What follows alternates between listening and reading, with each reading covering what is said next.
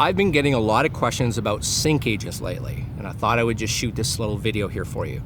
So I broke this down into the good, the bad, and the ugly. All right, so let's talk about the good first.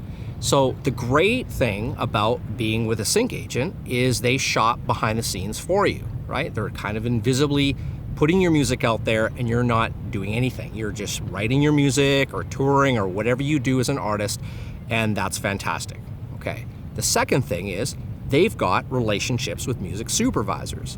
The music supervisors are the people who actually, are the final step to getting the music into the show or handing it to the producer and the directors. Those are the people, really, the gatekeepers that you want the music to get to. Sync agents and libraries have those relationships. Here's the bad. The bad is you've got to give away a big chunk of your money if you get a sync. So they not only take a big part of the sync fee, which is the upfront money, they also grab more and more commonly your publishing on the song for the sync placement. That's all your back-end royalties, and that adds up to a lot of money that you're just sort of giving away to them if that happens. So you've got to think pretty hard about, do I want to give away that kind of money? And maybe you think, I'm fine with that. I just want exposure. And if they can get me sync placements, I don't mind giving away, a huge part of the income, and that's fine. So now let's talk about the ugly. So typically, if you get a deal with a sync agent or a high-level library, you're one of thousands of songs on their roster. So think about it like this.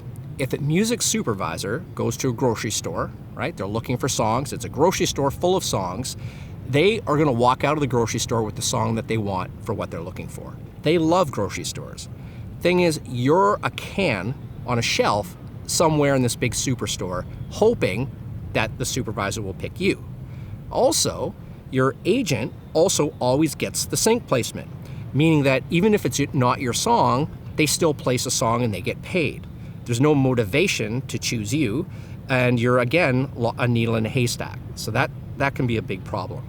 The second thing is agents and tie-in libraries are a lot of the time in the game of shopping the big genres. So if you're not in hip-hop or pop or some related genres like that, and you don't do that super well, you might be on the back burner is the problem. The sync industry has changed so much in the last 10 to 15 years.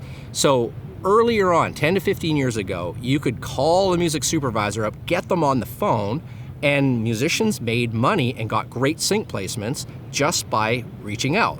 You can't do that anymore. The jig's up, the cat's out of the bag, everybody wants to get their music into TV and film.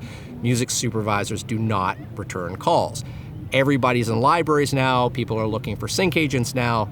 The only tried and true way that I have found getting sync placements is connecting directly with the gatekeepers. And that means developing your own relationships with them. So while you're signed to a sync agent or in a library, you're building their relationship with the music supervisors on the back of your music. Because if the supervisor comes to the agent and says, hey, do you have a song for me? And they say, yeah, sure, I've got one. They get all the credit. Your name's on the contract, but the supervisor doesn't care about that and doesn't even look at that. They only care that so-and-so agent or so-and-so library pitched the music to them.